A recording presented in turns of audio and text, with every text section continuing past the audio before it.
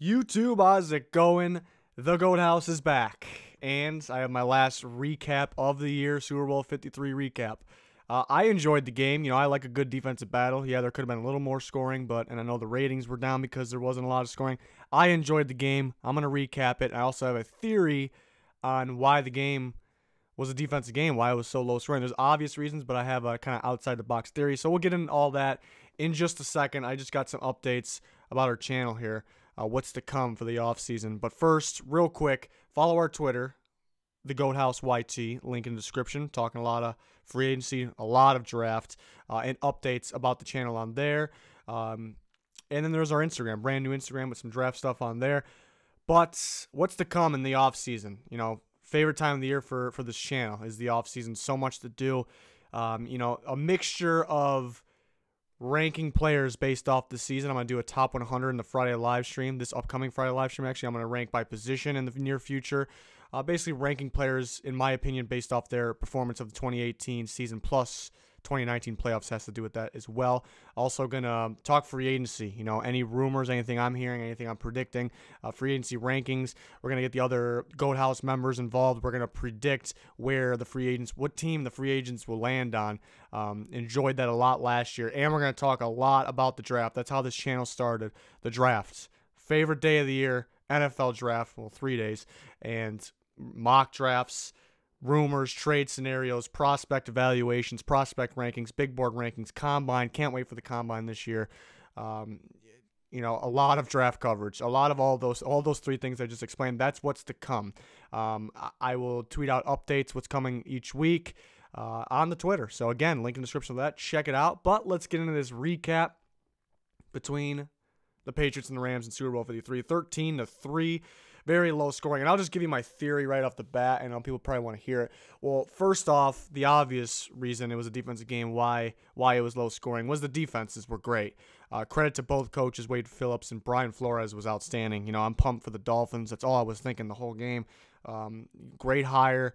What he did, not just in the Super Bowl, but the playoffs, was just ridiculous. The blitz package is what stands out to me. This wasn't really a good defense, the Patriots, during the regular season, and it really stepped up. It threw even though Mahomes and the Chiefs scored a lot, it kind of threw them off a little bit. A great offensive line, struggled. Mahomes got hit a little bit, got rushed, but so credit to the defenses.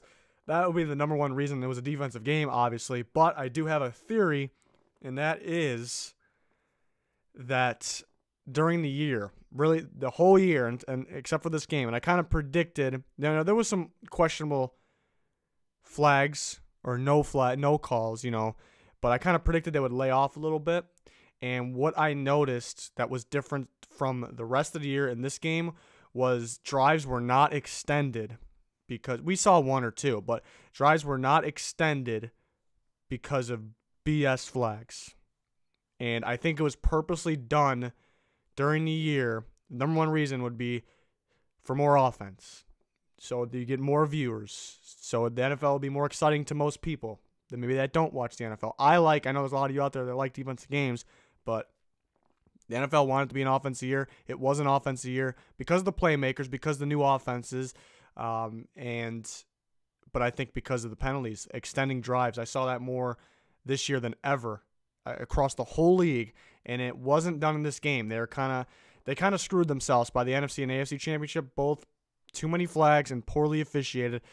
They didn't want to risk, the last game, the most important game, being decided off that, but they made it so it's different. It's way different than the whole year. Not consistent, a defensive game with two defenses that really aren't really the best defenses, but credit to them, they played well. But I really believe that was a big reason. There was so many extended drives because of penalties this year. And we saw it last week, with both championship games, maybe the AFC one. So I thought it was pretty obvious. There was a bad, not a lot of flags and really not a lot of questionable ones. I'd say one, and it happened to be on the guy, Nikel Roby-Coleman, that they missed the call on against the Saints. And they don't even call that. I was so mad at that point because it should have been a flag, one. Look who it was on, too. And they don't even call it on him. They know who it was on. They call it on Fowler. They know who it was. They know what they're doing. They're trying to make it not obvious. it's a bad look. It's pretty pathetic. It's very obvious in my opinion. So that was uncalled for, and that was really the only call that was bad in the game. People kind of got mad that this didn't get called and that didn't call, maybe some PIs. I love that they let him play. Nothing bad. There was nothing bad that they missed. So I thought that was fantastic, and it's just that they didn't stay consistent compared to the rest of the year, which is not terrible for me because it was bad the rest of the year. But it's the same season. The results were what they were because of how you called it, and you're changing how you're calling things. And I guess the Roby Coleman call in the beginning, but the game was changed because how they officiate. I don't know how else to put it, and I think that kind of hurt them offensively. So yeah, but on to the game, the actual game itself. Patriots coming out hot. I don't like the Rams deferring first. I don't think that really mattered in the game. I always want to take the ball first, especially with two teams that that can play some offense, even though it didn't turn out that way.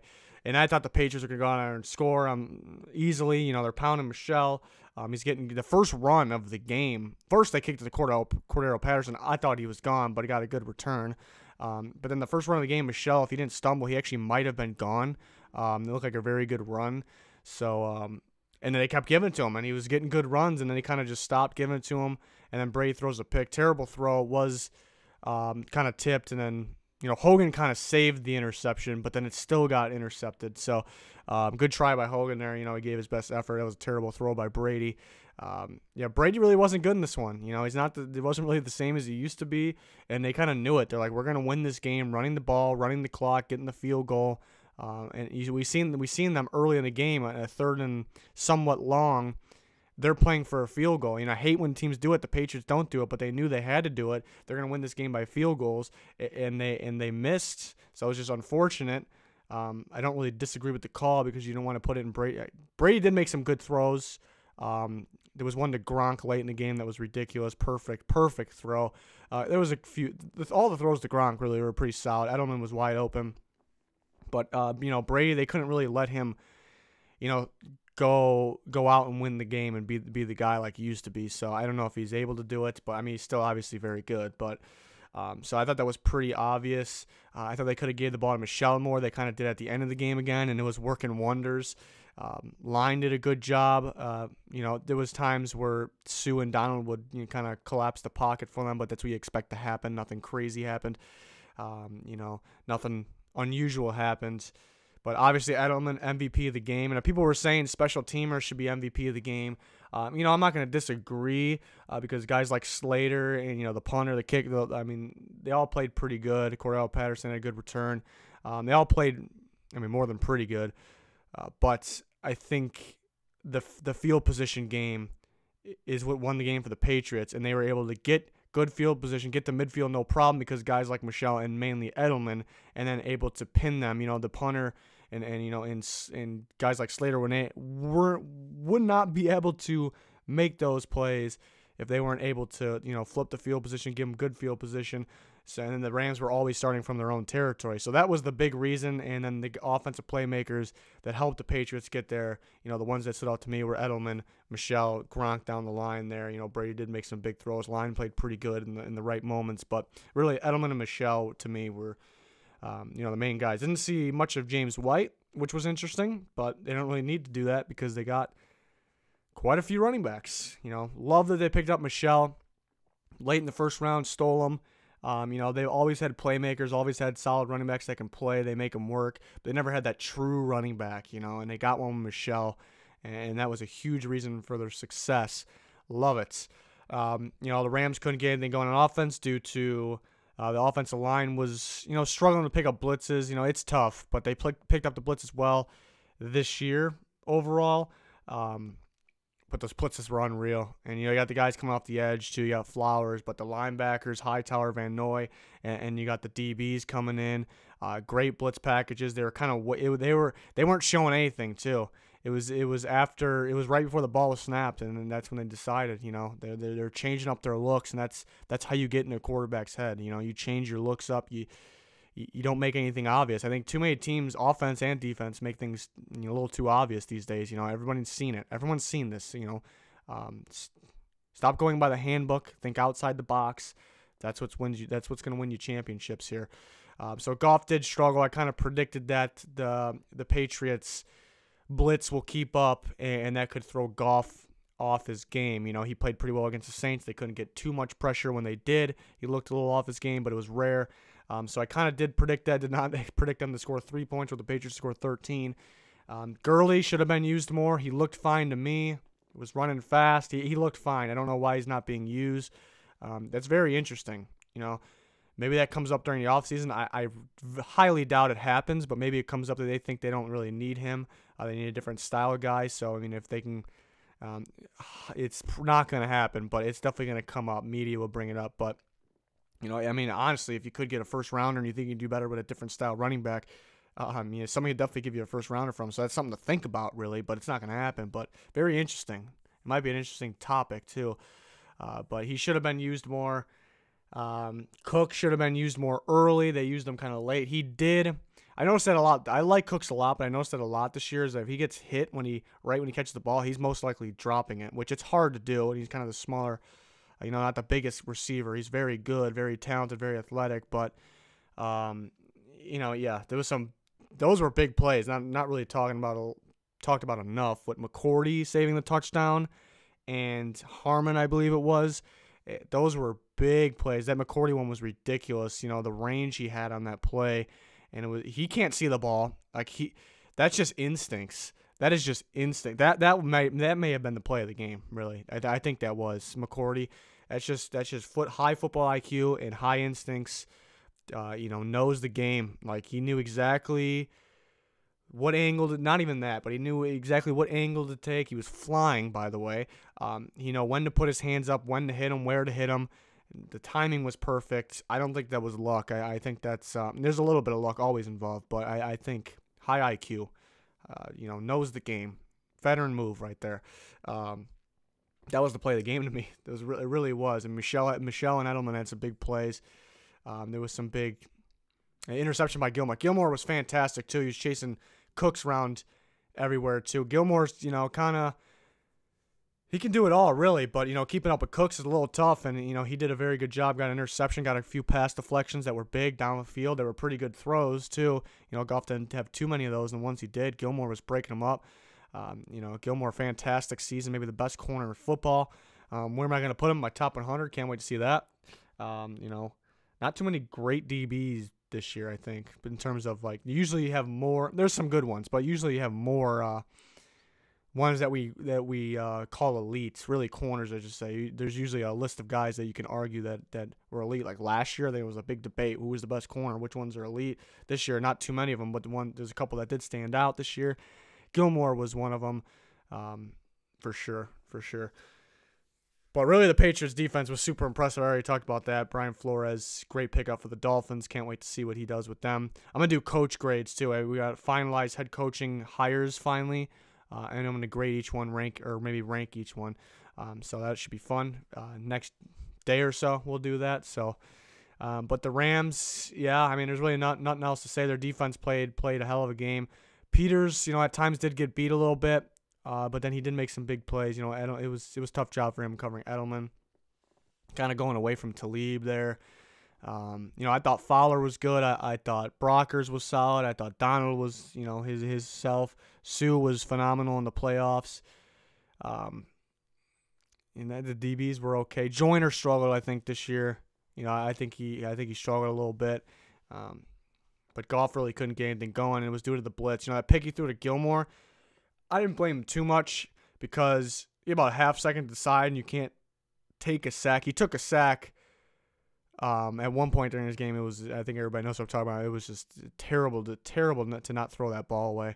But you can't take the sack and that interception. But on that play, the interception happened on. But he just really underthrew it. It was a bad throw. But can't put too much blame on there.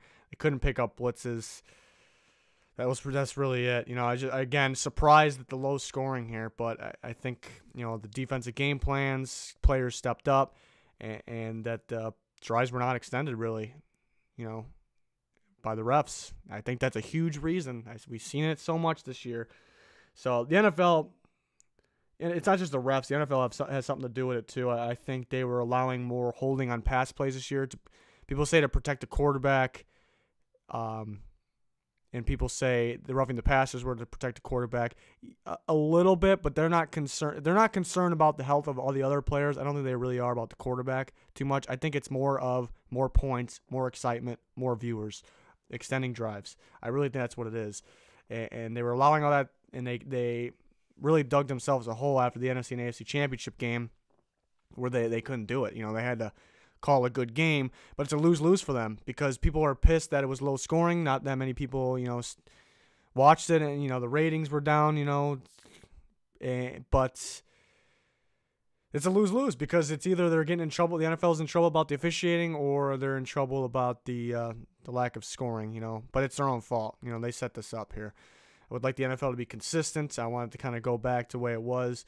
We're going to see more defensive ball games, but, it's football. You can't really change football. They're trying to do that too much. But I really enjoyed this game. I really enjoyed this game. I like a defensive game. I wish there was a little more scoring, I guess. But, I was pumped about the defensive players, the defense, the staff, like how they were, what they were able to do, how they were able to game plan. Very impressive to me. So I enjoyed it, but I guess most of the world did not. But we'll see. We'll see. I can't wait to get into this offseason stuff, see how the other teams are going to look for next year. After all the offseason, I think as soon as the draft ends, we start grading the draft, and then we go into predictions for the upcoming season. So we never stop here. Lots of fun coming. Again, check out our Twitter for lots of football talk, draft talk mainly, and we'll keep you updated on there. Link in the description for that. This Friday, we do another live stream every single Friday, and I'm revealing my top 100 players from the 2018 season plus the 2019 playoffs combined. And the other guys on our show, it's going to be a live reaction to them because they're not going to know who I ranked where. So it should be very interesting. So join us for that. It'd be much appreciated. Much appreciated if you click that subscribe button if you haven't yet. Our subscriber goal is 20K subs. Clicking that like button would be much appreciated as well. But that's going to do it for this one. Stay tuned for much, much more to come. Thanks for watching. Goodbye.